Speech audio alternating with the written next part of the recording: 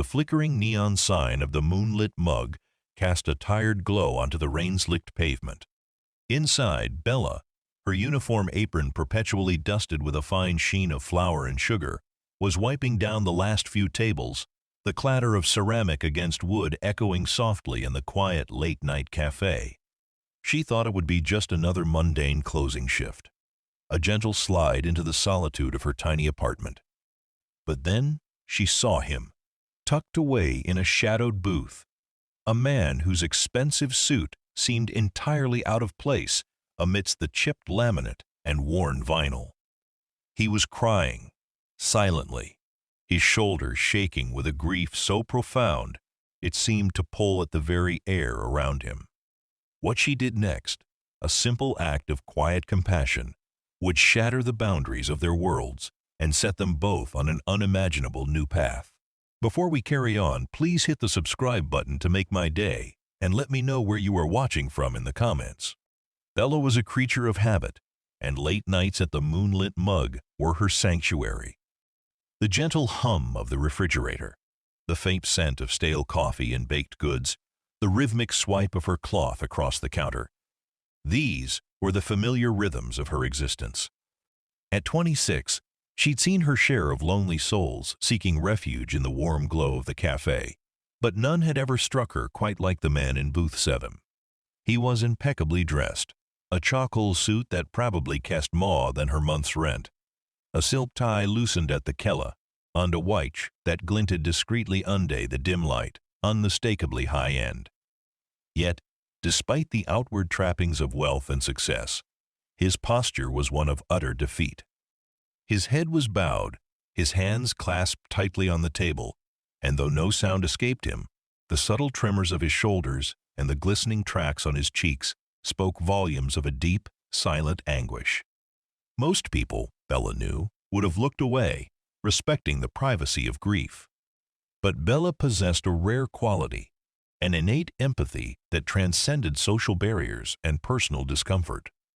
She saw past the expensive suit to the raw human pain beneath. Her own life, while not glamorous, had taught her the bitter taste of loneliness and the profound comfort of a simple, unexpected kindness. Her younger years had been marked by a quiet struggle after her parents passed away unexpectedly, leaving her to navigate the world largely on her own. It had instilled in her a fierce independence, but also a deep understanding of vulnerability. She finished wiping the counter, her movements deliberate, giving him a few more moments of solitude. Then, with a quiet resolve, she brewed a fresh pot of coffee, its rich aroma filling the air.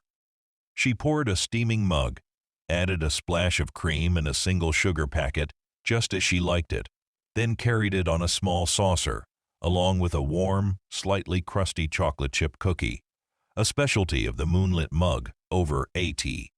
to his booth. She approached in slowly, her footsteps soft on the worn linoleum. She didn't speak immediately, simply placed the coffee and cookie gently on the table in front of him. The subtle clink of the mug against the saucer caused him to flinch, his head snapping up. His eyes, rimmed with red and glistening with unshed tears, were a startlingly intense shade of blue. They held a profound sorrow that momentarily stunned Bella. "On the house," Bella murmured, her voice soft, barely above a whisper.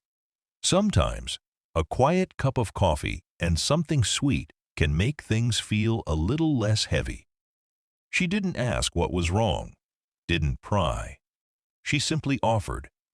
He stared at the coffee, then at the cookie, then back at her, a flicker of surprise, then confusion in his tear-filled eyes. He clearly hadn't expected the gesture, or the quiet presence of a stranger. Bella didn't retreat. Instead, she slid into the opposite side of the booth, a silent invitation to share the space. She didn't demand conversation, didn't offer platitudes. She just sat, her hands resting calmly on the tabletop, her gaze gentle, understanding, devoid of judgment. The rhythmic ticking of the cafe's large wall clock filled the silence, punctuated by the soft patter of rain against the window.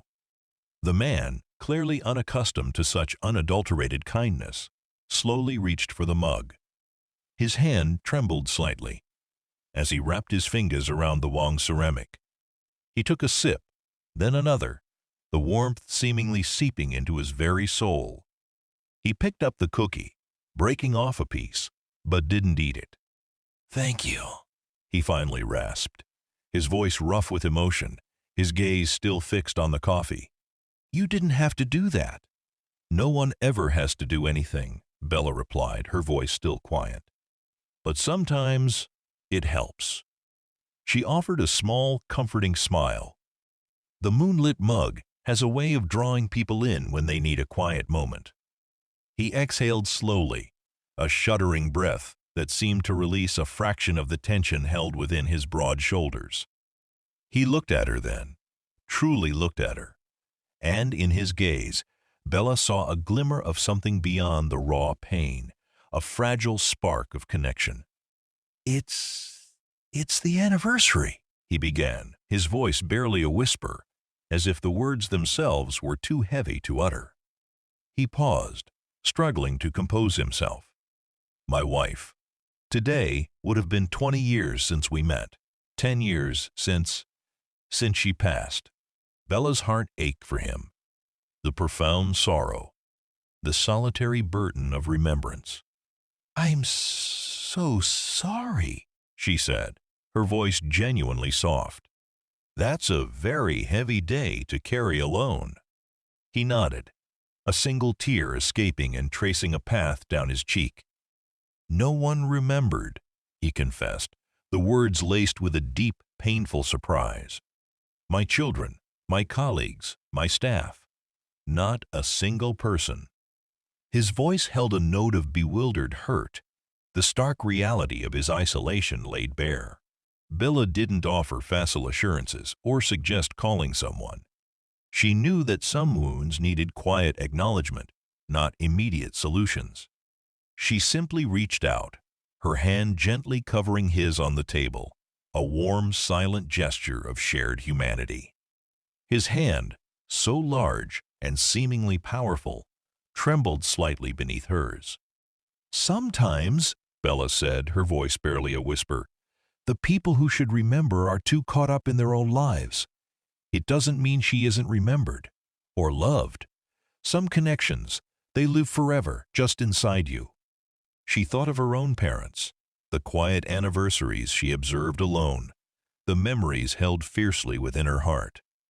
He looked at her, his blue eyes widening slightly, a profound understanding dawning within them. In that moment, the expensive suit, the world of wealth and privilege, vanished. He was just a man, profoundly grieving and desperately lonely, and she was just a waitress, offering a sliver of comfort in the quiet hours of the night. "Thank you, Bella," he said, his voice thick with emotion, using her name for the first time. "Thank you for seeing me." Bella simply squeezed his hand gently, a silent acknowledgement. She didn't know who he was beyond the grief-stricken man in front of her, and in that moment, it didn't matter. All that mattered was the quiet, profound connection forged in showed vulnerability, a silent testament to the power of a single, unexpected, acti human kindness. The rain continued its soft drumming against the window, a gentle accompaniment to a moment that had irrevocably shifted the course of two vastly different lives. The man, whose name Bella still didn't know, stayed for a while longer, sipping his coffee, eventually taking a small, contemplative bite of the chocolate chip cookie. The raw edge of his grief seemed to soften, replaced by a quiet melancholy. He didn't speak much more, and Bella respected his silence, simply remaining by his side, a steadfast, non-judgmental presence. She found herself drawn to the quiet strength that, even in his sorrow, emanated from him. He carried himself with an aura of authority, even when broken, a subtle dignity that hinted at a life lived on a grander scale. Eventually, he rose. He pulled out his wallet, a sleek leather affair, but Bella gently shook her head. "It's on the house, sir. Truly." He paused, then, slowly, reluctantly, put his wallet away. He extended his hand across the table to her, his blue eyes holding a deep, resonant gratitude. "Thank you, Bella," he repeated, his voice clearer now, more composed. You've given me something precious tonight." Bella took his hand. His grip was firm, warm, and surprisingly gentle. "Take care," she said softly, offering him a genuine smile. He nodded, then turned and walked out into the persistent drizzle, disappearing into the anonymity, the late-night city. Bella watched him go, a faint warmth spreading through her chest. It was a rare, poignant encounter, one that would undoubtedly linger in her memory for a long time. She finished her closing duties, the cafe feeling a little less empty than usual. The next few days at the Moonlit Mug passed in their usual rhythm. Bella continued her shifts, serving coffee, wiping down tables, and exchanging pleasantries with the regulars. The grieving man in booth 7 remained, a quiet, melancholic echo, but her life quickly returned to its familiar potence. She knew she would likely never see him again. People like him, wealthy and seemingly powerful, rarely frequented a humble late-night cafe more than once, especially not under such vulnerable circumstances. Then, 5 days later, a thick, cream-colored envelope arrived for Bella at the Moonlit Mug. It was unusual. She rarely received mail at work. The paper was heavy, expensive, and the address was impeccably handwritten in elegant calligraphy. Her name, Ms. Bella Jones, was embossed in a subtle, refined script. Her heart gave a little flutter of curiosity and apprehension. She carefully slit open the envelope. Inside was an invitation card, equally luxurious in its design. Her eyes scanned the ornate script, and her breath hitched. It was an invitation to a private gala, a black tie event to be held at the Grand Fairmont Royal York Hotel in downtown Toronto. The date was a week from the current day, and the host, printed elegantly at the bottom, was Mr. Alexander Sterling. Alexander Sterling. The name resonated. A bell chimed faintly in Bella's memory. Alexander Sterling, the billionaire founder of Sterling Hotels Resorts, one of the largest and most prestigious hotel chains in the world. The name was synonymous with luxury, global empire, and immense wealth. Could it be him? The man from the cafe? The coincidence felt too profound to ignore. Her mind replayed the image of his expensive suit, the subtle glint of his high-end watch. It all clicked into place. A mix of bewilderment and a surge of nervous excitement washed over Bella. Why would a man like Alexander Sterling invite her, a waitress from a quiet cafe, to such an exclusive event? The only logical connection was that night at the Moonlit Mug. But what could he possibly want? She looked down at her apron, stained with coffee grounds, then at her worn sneakers. The thought of attending a black-tie gala at the Fairmont Royal York, a venue she had only ever seen from the outside, felt utterly surreal. She didn't own a single item of clothing appropriate for such an event, let alone the social etiquette for navigating such an elite gathering. Doubt, cold and sharp, began to creep in. Was this some kind of cruel joke? A strange gesture of gratitude that he hadn't thought through? Or perhaps a test? Yet, beneath the apprehension, a flicker of curiosity, an adventurous spirit ignited within her. She had lived a life of quiet routines, of predictable paths. This invitation, however bewildering, was an undeniable break from the ordinary. It felt like a doorway, perhaps to something she couldn't yet fathom. Bella tucked the invitation into her apron pocket, her mind buzzing. She knew, deep down, that attending this gala would pull her far outside her comfort zone. But the image of Alexander Sterling's tear-filled eyes, the raw honesty of his pain, and the quiet gratitude in his voice resonated more strongly than her apprehension. She had offered him a moment of comfort, a fleeting connection. Now, he was offering her something equally unexpected. She had to go. She had to understand. The moonlit mug, with its familiar rhythms, suddenly felt too small, and the world outside, with its mysteries and possibilities, seemed to beckon her forward. The week leading up to the gala was a flurry of nervous anticipation and practical dilemmas for Bella. Her limited savings barely stretched to cover the cost of a suitable dress. She scoured discount boutiques and vintage shops, finally finding a simple, elegant black gown that, with a few careful alterations, seemed appropriate for a black tie event. It wasn't designer, but it was sophisticated and understated, allowing her own quiet grace to shine through. She borrowed a tiny clutch bag from her best friend, a fellow waitress at another café, and found a pair of comfortable, low heels that wouldn't make her trip over her own feet in a grand ballroom. The night of the gala, Bella felt a mixture of awe and acute self-consciousness as the taxi pulled up to the grand entrance, the Fiam Net Royal Yacht. The hotel was a landmark, a majestic edifice of stone and ornate architecture, its opulent lobby bustling with formally dressed guests.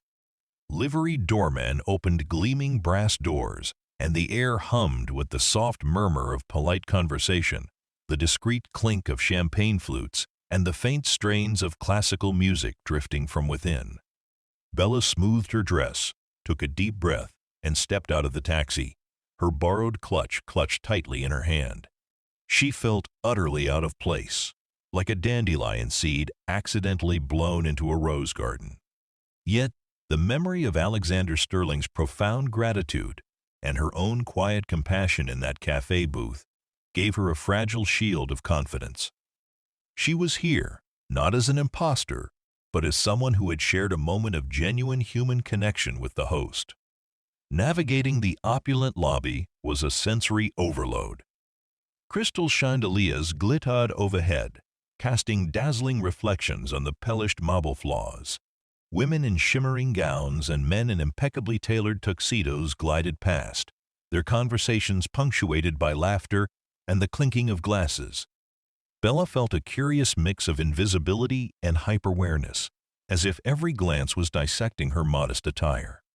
She found the grand ballroom, its entrance flanked by velvet ropes and a small team of impeccably dressed staff. Hesitantly, Bella approached the check-in desk, giving her name to a woman with a perfectly coiffed blonde bob and an air of quiet efficiency. The woman's eyes widened almost imperceptibly as she scanned her guest list. "Ms. Jones," the woman said, a flicker of surprise in her voice. "Welcome. Mr. Sterling is expecting you." She handed Bella a small, elegant name tag and directed her towards the main reception area. Bella stepped into the ballroom, and the sheer scale of the event momentarily took her breath away. Hundreds of guests mingled amidst tables laden with exquisite food, waiters circulating with trays of champagne, and a live orchestra playing soft, elegant melodies. The room sparkled with diamonds and silk, a dazzling display of wealth and influence. She drifted towards the edge of the room, feeling overwhelmed, unsure where to go or what to do. She caught snippets of conversation, discussions of international finance, political maneuvers, and philanthropic ventures. It was a world entirely alien to her, a universe away from the quiet solitude of the moonlit mug. Then, across the vast expanse of the ballroom, she saw him, Alexander Sterling. He stood on a raised dais near a grand fireplace, his presence commanding, easily recognizable even amidst the glittering crowd. He was surrounded by a small group of distinguished individuals, their expressions deferential, clearly hanging on his every word. He looked utterly composed, powerful, and entirely in his element. The grieving man from the cafe seemed a distant, almost fragile memory. A wave of apprehension washed over Bella. What if he didn't recognize her? What if that night had been a fleeting moment of vulnerability that he now regretted? What if her presence here was a mistake? Just as these doubts began to overwhelm her, Alexander Sterling looked up, his gaze sweeping over the crowd. His eyes, the same piercing blue she remembered, suddenly met hers. A flicker of recognition, then a broad, warm smile spread across his face, instantly dispelling her fears. He excused himself from his conversation partners and began to make his way towards her, a direct path through the glittering throng. As he approached, a murmur rippled through the crowd. People watched, curious, as the billionaire hotelier bypassed influential figures to head directly towards the unassuming woman in the modest black dress. "Bella," Alexander Sterling said, his voice deep and resonant, his smile genuine as he reached her. His eyes, though clear and commanding, held a hint of the vulnerability she had witnessed that night. "I'm so glad you came. You look radiant." Bella felt a blush creep up her neck. "Mr. Sterling," she replied, a little breathless. "Thank you for inviting me. This is quite a surprise." He chuckled softly. "A surprise, perhaps, but a necessary one. Come," he said, gently taking her arm, a surprisingly warm and comforting touch. "I have something important to share with you, and with everyone here." He led her towards the raised dais, the eyes of the entire ballroom following their every step. Bella felt the collective gaze, the silent questions, the burgeoning curiosity. She looked at Alexander Sterling, his profile strong and composed, and felt a surged nervous energy. He was leading her into the heart of his world, a world of power and influence she could barely comprehend. She had no idea what he was about to say, but she knew, with a sudden, profound certainty, that her life was about to change irrevocably, far beyond the quiet solace of the moonlit mug. Alexander Sterling led Bella onto the dais, the subtle shift in the room's energy palpable as all eyes turned towards them. The orchestra softened its melody, and the general murmur of conversation died down, replaced by a hushed anticipation. Bella felt a dizzying mix of exhilaration and acute self-consciousness under the collective gaze of the city's elite. She straightened her shoulders, her inner resolve strengthening despite her racing heart.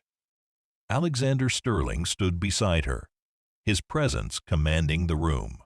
He raised a hand, and the last whispers faded into complete silence. His gaze swept over the assembled guests, then settled on Bella, a look of profound respect and warmth in his blue eyes. "Ladies and gentlemen," Alexander Sterling began, his voice resonating through the ballroom, rich and clear, "thank you all for coming tonight. This gala is more than just a celebration of success. It is a launch of a new chapter, inspired by a profound experience." He paused, and Bella felt a flicker of nervous energy. He was about to share their story, their unexpected encounter. "Precisely 10 years ago today," he continued, his voice softening, a hint of the vulnerability Bella remembered returning to his eyes, "I lost the light of my life, my beloved wife, Eleanor, for a decade. I have marked this day in quiet, often solitary remembrance. This year, however, I found myself in a place of deep despair. No one, it seemed, remembered her or the significance of this day to me." A ripple of empathetic murmurs went through the crowd. Some faces looked surprised, others contrite, clearly having been unaware of the anniversary. "I found myself, late at night, in a small, unassuming café," he recounted, his gaze now fixed solely on Bella, a warm, knowing smile on his lips. "Lost in my grief, utterly alone. And then a beacon of unexpected kindness appeared." He turned slightly, gesturing to Bella. "This remarkable woman, Della Jones, a waitress at that café, saw my pain. Without a word, without a question, she simply offered me a coffee on the house and sat with me in silence. A simple act, yet it spoke volumes. It reminded me the inherent goodness in humanity and the profound impact of genuine empathy." Bella felt a blush spread across her cheeks, But she met his gaze, a quiet understanding passing between them. He was honoring their moment, publicly acknowledging the very human connection they had shared. That night, Bella reminded me of Eleanor's own spirit, Alexander Sterling continued, his voice filled with emotion. Eleanor dedicated her life not to accumulating wealth, but to uplifting others, to fostering education and opportunity for those who had none. Her compassion, her belief in the power of a single helping hand, was her greatest legacy. He took a deep breath, his eyes shining with a new resolve. And so, in her honor, and inspired by Bella's own profound empathy, I am proud to announce the founding of the Eleanor Sterling Foundation. This foundation will be dedicated to providing educational scholarships and vocational training to underprivileged youth, fostering entrepreneurship in marginalized communities, and ensuring that every individual, regardless of their background, has the opportunity to unlock their full potential. A round of applause, warm and genuine, erupted in the ballroom. Bella felt a surge of pride, not for herself, but for the legacy of Eleanor and the incredible vision of Alexander Sterling. Then he turned fully to Bella, his gaze piercing, yet filled with a profound and unwavering conviction. And it is with immense honor and absolute certainty that I announce Bella Jones, the woman whose quiet compassion sparked this new beginning, will lead this foundation as its executive director. The ballroom erupted once more, a louder, more sustained burst of applause. Bella's jaw dropped. Her heart hammered against her ribs, a frantic drumbeat that echoed the stunned silence in her mind. Executive director? Leading a major charity? Her? A waitress from the moonlit mug? The sheer audacity, the unbelievable generosity of his offer, left her utterly speechless. She looked at Alexander Sterling, whose smile was now broad, triumphant. He had not just offered her a job, he had offered her a life, a purpose on a scale she could scarcely imagine. He had seen past her uniform, past her social standing, to the core of her character, to the quiet empathy that had defined her. He then presented her with a small, beautifully engraved silver key, a symbolic gesture. "Welcome, Bella," he said, his voice soft for her ears alone. "Welcome to a new beginning. I believe Eleanor would have been incredibly proud." Bella, still reeling, managed to find her voice, though it was barely a whisper. "Mr. Sterling, I don't know what to say. This is an incredible honor. She searched for words, but they eluded her. The enormity of the moment, the sheer audacity of his faith in her, was overwhelming. "You don't need to say anything tonight, Bella," Alexander Sterling said, his eyes twinkling. "Just accept, and know that I have absolute faith in your ability to lead this foundation. You are compassion. Your grounded perspective, your innate understanding of genuine need, are precisely the qualities we need. You see people, Bella, truly see them. That is a rare and precious gift." He then turned back to the applauding crowd, drawing Bella slightly forward, presenting her to them not just as an employee, but as an indispensable partner in this ambitious new venture. Bella, though still dazed, managed a small, hesitant wave. She looked out at the glittering faces, the flashing cameras, and felt the weight of expectation, but also a surge of profound purpose. Her life, once a quiet routine serving coffee, had taken an unimaginable turn. From a tearful encounter in a dimly lit café to leading a major philanthropic endeavor, Bella Jones was stepping into a world she never knew existed. A world where her simple act of kindness had unlocked a destiny far grander than she could have ever dreamed. The moonlit mug felt a lifetime away, and the future, though daunting, shimmered with boundless possibility. The days following the gala were a blur of introductions, meetings, and an overwhelming deluge of information. Bella found herself immersed in a world of philanthropy, corporate governance, and international development, a far cry from the familiar rhythm of cafe life. Alexander Sterling, true to his word, had placed absolute faith in her. He assigned her a dedicated team, including seasoned professionals in nonprofit management and finance, but made it clear that final decisions for the Eleanor Sterling Foundation rested with her. Her initial days were spent in a beautiful, newly renovated office suite within Sterling Hotels Resort's corporate headquarters.